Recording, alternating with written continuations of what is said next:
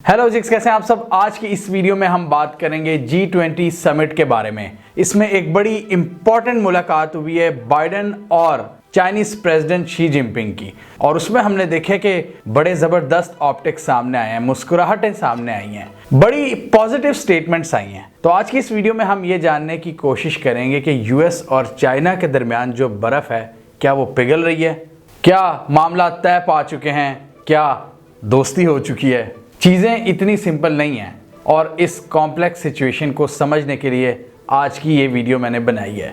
और इंशाल्लाह जो ग्लोबल पॉलिटिक्स है, जो चेंजिंग डायनामिक्स हैं, उसके हवाले से काफ़ी क्लैरिटी आ जाएगी।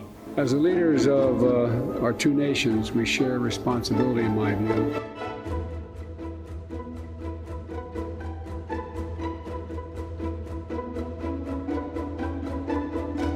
तो G20 समिट जो होती है वो दुनिया की जो टॉप 20 इकोनॉमीज़ हैं उनके माबैन होती है। इसमें 19 ऐसे कंट्रीज़ हैं जो टॉप हैं, जिनका जीडीपी सबसे ज़्यादा है, यानी कि पहले 20 आप कह लें। और जो 20वीं एंटिटी है इसमें वो है यूरोपीय यूनियन। और इनके जो मेन मकासद होते हैं वो geo economics, financial stability, development, sustainable development, environment के हवाले से किस तरह काम करना है। तो इस दफ़ा भी जो ज़्यादा फोकस है वो एनवायरनमेंट पर है, क्लाइमेट चेंज के हवाले से।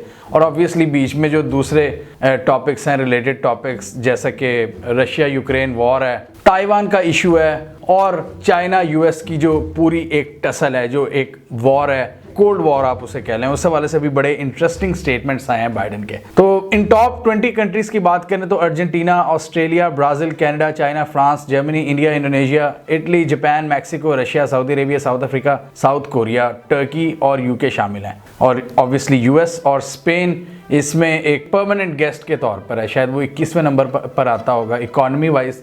पाकिस्तान की बात करें तो पाकिस्तान वैसे तो दुनिया में 5वां बड़ा आबादी वाला मुल्क है, तो उस हिसाब से हमें टॉप 10 इकॉनमीज़ में होना चाहिए था, लेकिन अनफॉर्चुनेटली हम नहीं हैं। हम कोई शायद 30वें के करीब हैं, 30वें नंबर पे आते हैं, इसलिए हम G20 का पार्ट नहीं है। हमारी इकॉनमी अभी इतनी ग्रो नहीं की जितनी होनी चाहिए थी, इसलिए हमें मतलब आबादी वाइज देखा जाए तो हमें डेफिनेटली इस ग्रुप का पार्ट होना चाहिए था। बट जैसे हम हमेशा रोते हैं कि हमारे जो पॉलिसी मेकर्स हैं उन्होंने कभी इकॉनमी का साइज बढ़ाने का नहीं कभी सोचा। उसी वजह से आपका डिफेंस बजट बढ़ेगा, उसी वजह से आपके मुल्क में खुशहाली आएगी, दुनिया आपकी इज्जत करेगी, आपकी कोकोई वैल्यू होगी।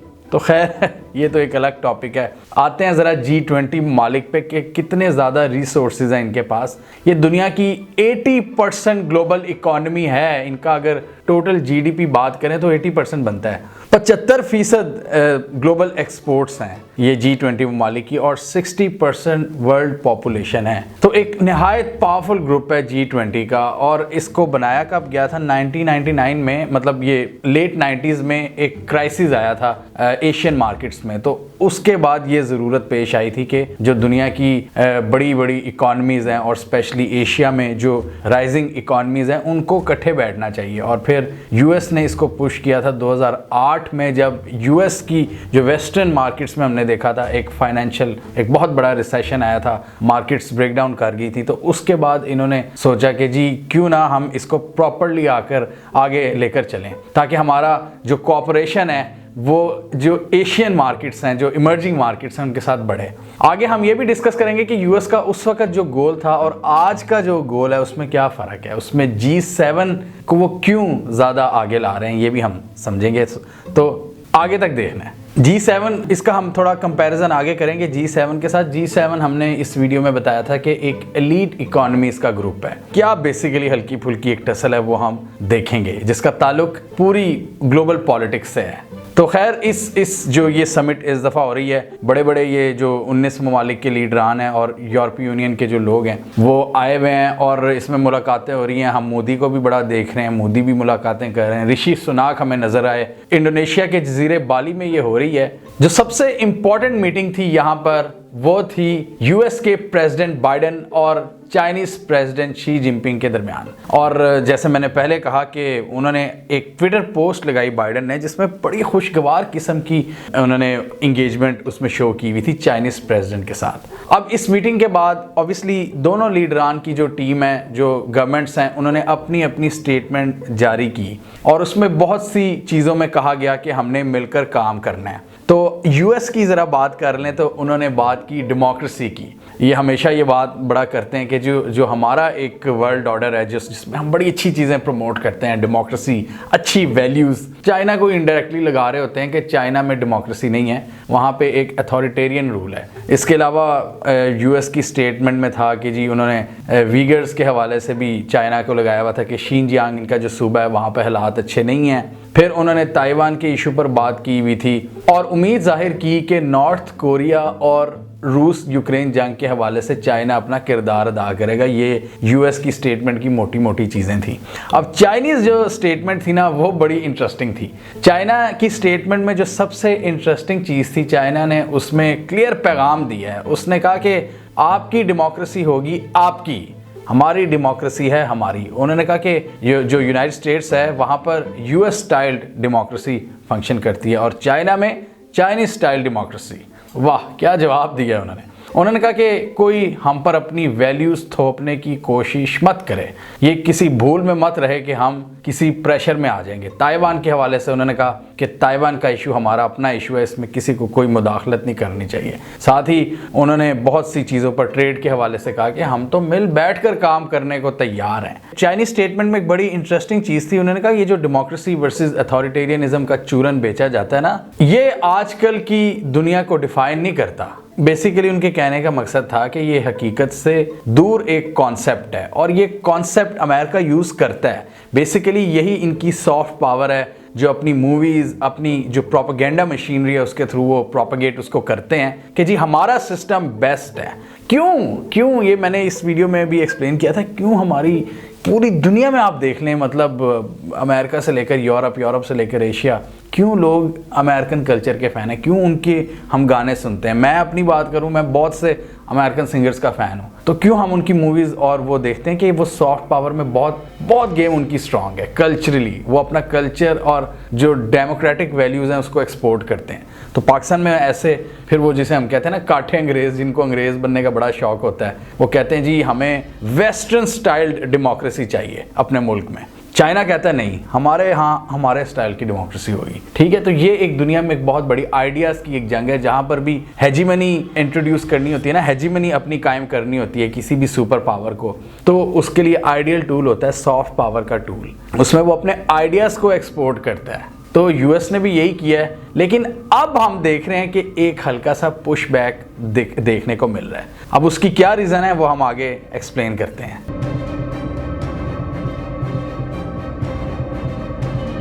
वेस्टर्न डेमोक्रेसी का जो आइडिया है, इसके साथ ऑब्वियसली वो फिर अपना इकोनॉमिक सिस्टम भी इंट्रोड्यूस करवाते हैं। और हमारे यहाँ जो इस वक्त बहुत से मुल्कों में, पाकिस्तान में भी इवन उन्हीं का सिस्टम चल रहा है। हम IMF के पैसों, हम IMF के कर्ज़ों से हमारा मुल्क चल रहा होता है। तो ये पूरा एक सोशो इकोनॉमिक ऑर्डर होता है जिसको वो इंट्रोड्यूस करवाते हैं और वो चाहते हैं ज़्यादा से ज़्यादा मुल्क उसको सब्सक्राइब करें। जब तक ज़्यादा से ज़्यादा मुल्क उनके सिस्टम को नहीं फॉलो करेंगे वो अपना असर व रसूख नहीं जमा सकते। यही डर है, यही जंग है उनकी चाइना से। यूएस ने अपना एक पावरफुल सिस्टम बनाया था कि ये दुनिया की जो भी ट्रेड है वो डॉलर्स में होगी, तो वो भी एक बहुत बड़ा हथियार था। इसकी वजह से हमारे जैसे अमीर मुल्कों के, यानी जो रिसोर्सफुल ममालिक हैं, मुस्लिम ममालिक हैं, इंडिया है, उनके बहुत से अमीर लोगों के पैसे वेस्टर्न बैंकों में पड़े हैं और वो एक सेकंड में, एक झटके में वो आपका पैसा रोक सकते हैं, जैसा उन्होंने रूस के बिलियनर्स के साथ किया है। तो ये सोचने वाली बात है कि डॉलर की जो पावर है, ये सब चीज़ें हैं, अब वो चीज़ें अब चैलेंज होना शुरू हुई हैं। हम देख रहे हैं रशिया यूक्रेन जंग के बाद, चाइना के राइस के बाद, चाइना जो दुनिया का सबसे बड़ा एक्सपोर्टर बन गया है और वो अमेरिका यही कहता है कि जो हमारे सिस्टम को फॉलो नहीं करेगा उस पर हम पाबंदियां लगा देंगे। ईरान उसकी एग्जांपल है, नॉर्थ कोरिया एग्जांपल है, लेकिन चाइना उनको पाबंदियों को मानता ही नहीं है। चाइना का जो राइज है वो एक बहुत बड़ी स्टोरी है। वो जो एक्सपोर्ट्स के थ्रू उसने अपनी पावर का इजाफा उसमें किया है। उसने हार्ड पावर के थ्रू नहीं किया, उसने एक्सपोर्ट्स के थ्रू इकोनॉमिक पावर को यूज़ किया। और आज की अगर स्टैट्स की बात करें तो दुनिया में जो ज़्यादा ममालिक हैं इस वक्त 90s के मुकाबले में, वो चाइना के सबसे बड़े ट्रेडिंग पार्टनर है। एक दौर था कि यूएस दुनिया का सबसे बड़ा ट्रेडिंग पार्टनर था दुनिया के ममालिक का। आज 80% से ज़्यादा ममालिक चाइना के ट्रेडिंग पार्टनर्स हैं, यानी चाइना उनका सबसे बड़ा ट्रेड पार्टनर है। तो ये चीज़ जाहिर करती है चाइना की फैलती हुई इकोनॉमिक पावर, जिसको अमेरिका चाहता था कि वो मैं हूँ। तो इसीलिए अब ये दुनिया अब मल्टीपोलैरिटी की तरफ जा रही है कि पावर के कई सेंटर्स हैं। रूस ने उनको यूरोप में चैलेंज किया हुआ है, चाइना ने इकोनॉमिक फ्रंट पर, तो यूएस को अब अपनी जो हेजीमनी है वो चैलेंज होती हुई फील हो रही है, और इसलिए वो जहाँ पर उनका ज़ोर चलेगा वो चलाएंगे। और मेरे हिसाब से जो कुछ पाकिस्तान में हो रहा है वो भी एक बहुत बड़ी, एक जिसे कह सकते हैं एक कोल्ड वॉर का हिस्सा है। हम तो छोटे ममालिक हैं, हम हाथियों की जंग में कुचले जा रहे हैं, हम उस कोलेटरल डैमेज का शिकार हो रहे हैं। वैसे तो बाइडन ने कहा है इस मीटिंग में कि मैं कोई नया कोल्ड वॉर का इरा नहीं चाहता, जो कि उनका सोवियत यूनियन से एक चल रही थी ना यूएस की 80s में जो ख़त्म हो गई थी जंग कोल्ड वॉर के, किस तरह मतलब छोटे छोटे स्टेप्स लेके एक दूसरे को बर्बाद करना है, ख़त्म करना है, उसको टारगेट करना है, जैसे उन्होंने किया भी सोवियत यूनियन को पाकिस्तान की हेल्प से।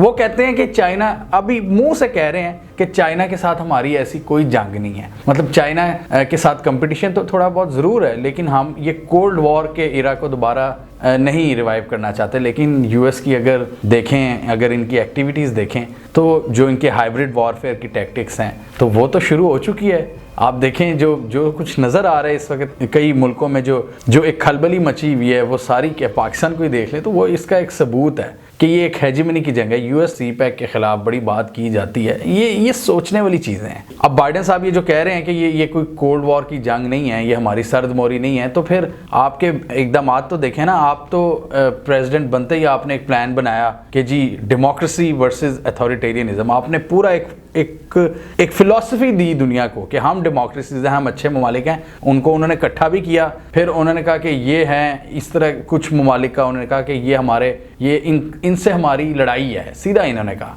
फिर इन्होंने चाइना के ख़िलाफ़ एक ग्रुप भी बनाया, पेंटागन को कहा कि मुझे पूरी तफसीलात दो। फिर इन्होंने इनके जो ट्रेड बैरियर्स हैं चाइना के अगेंस्ट, फिर जो इनका एक कंसिस्टेंट प्रोपेगेंडा होता है, यानी कि जो इनकी जो पूरी मीडिया मशीनरी वेस्टर्न मीडिया की चल रही होती है वो अलग है। और फिर build back better world system इन्होंने बनाया, मतलब वो था चाइना के BRI को काउंटर करने के लिए। उसको भी हमने इस वीडियो में बड़ा एक्सप्लेन करके बताया था। अब बिल्ड बैक बेटर वर्ल्ड, उसको इनिशिएट करने के लिए उन्होंने जो उसका प्लेटफॉर्म जो मुतय्यन किया वो था G7। अब एक तरफ है G20 जिसमें दुनिया के टॉप 20 इकॉनमीज़ हैं, यानी ज़रूरी नहीं उनके हालात अच्छे हों। अब G7 जो है ना वो एलीट इकॉनमीज़ हैं, पूरा वो जो टिपिकल वो गोरों का, अंग्रेज़ों का ग्रुप है, वेस्टर्न कैंप है, जर्मनी, फ्रांस, UK, इटली और US, कनाडा वगैरह, मतलब इस तरह के जो पावरफुल गोरे, जो वेस्ट आप जिसे सिंपल कह सकते हैं, तो वो है G7। US चाहता है कि G7 की हेजीमनी हो। क्यों? क्योंकि ये लोग इनकी जो US की वैल्यूज़ है ना, US का जो सिस्टम है, सोशो इकोनॉमिक सिस्टम है, उसको फॉलो करते हैं। तो US अब ये चाह रहा है, बाइडन एडमिनिस्ट्रेशन के आने के बाद ये चीज़ ज़्यादा इंटेंसिफाई हो गई है कि हमने इसको प्रोपेगेट करना है पूरी दुनिया में, अपना वर्ल्ड ऑर्डर उसको फैलाना है। G20 की इसलिए उनकी नज़र में कोई ख़ास अहमियत नहीं है क्योंकि G20 में वो ममालिक आते हैं जिनका ताल्लुक ज़्यादातर एशिया से, एशिया की इमर्जिंग इकॉनमीज़ हैं। तो अब पूरी दुनिया कह रही है कि एशिया इज़ द फ्यूचर। बड़ी मज़े की चीज़ है। अब आप देखें ना, G20 में कुछ ममालिक नहीं भी हैं, फिर भी अगर आप नज़र दौड़ाएं ज़रा, चाइना से शुरू हों। चाइना इतनी ज़्यादा आबादी, इतने ज़्यादा रिसोर्सेज, इतना ज़्यादा एक्सपोर्ट्स, फिर इंडिया, बांग्लादेश, पाकिस्तान, म्यांमार, ये हैं फ्यूचर इकॉनमीज़। यहाँ पे ग्रोथ आ रही है, ग्रोथ हमें नज़र आएगी एशिया में। अब Asia is the next super power, और इसी वजह से शायद ये जो वेस्ट है ना, ये ईस्ट के राइज को देखकर थोड़ा सा इंटिमिडेट हो रहा है और एक उनकी तरफ से भी पुश बैक आ रहा है। तो BRI के मुकाबले में वो build back better world launch कर रहे हैं, चाइना को कंटेन करने की बातें कर रहे हैं। मसला ये है कि चाइना इतनी आसानी से कंटेन हो नहीं सकता। वो एक्सपोर्ट के मामले में वो US को कट मार चुका है। US कोई 1.8 या 2 ट्रिलियन के करीब उनकी एक्सपोर्ट हैं और चाइना की $2.5 ट्रिलियन से ज़्यादा एक्सपोर्ट हैं। तो वहाँ पर आप देख लें, इकनॉमिक मैदान में इनको कट मार चुका है। ओवरऑल GDP का जो साइज़ है उसमें अभी चाइना थोड़ा सा पीछे है। दुनिया का सबसे बड़ा ट्रेडिंग पार्टनर अब चाइना बन चुका है, अमेरिका को छोड़ के। अफ्रीका का सबसे बड़ा ट्रेडिंग पार्टनर चाइना बन चुका है। मिडल ईस्ट में अब वो नए नए वेंचर्स स्टार्ट कर रहा है, इजराइल के साथ, सऊदीया के साथ, UAE के साथ, और फिर रशिया जो इनको चैलेंज कर रहा है यूरोप में। और एशियन ममालिक अपनी जो स्ट्रेटेजिक ऑटोनॉमी है उसको एक्सप्लोर कर रहे हैं। अब इसकी एग्जांपल्स हैं स्ट्रेटेजिक ऑटोनॉमी को एक्सप्लोर करने की कि किस तरह सऊदीया ने अमेरिका बहादुर के कहने पर तेल की जो सप्लाई है उसको नहीं बढ़ाया, ओपेक प्लस में उन्होंने जो डिसीजन लिया वो अमेरिका बड़ा डिस्टर्ब हुआ। फिर इंडिया को ये कहते रहे कि यार रशिया से तेल लेना कम कर दो या बंद कर दो। इंडिया ने नहीं इतनी खास सुनी इनकी बात। चाइना अपनी एक डगर पे चल रहा है, यूएई भी थोड़ा बहुत आंखें दिखा रहा है इस हवाले से। तो आप देखें ये पूरी पट्टी में ये अब अमेरिका चैलेंज हो रहा है, क्योंकि ये ममालिक अब देख रहे हैं कि अमेरिका ये वो टाइम है कि आप अमेरिका को आंखें दिखा सकते हैं, मतलब अमेरिका को नो कह सकते हैं। पहले ये ऑप्शन नहीं होती थी।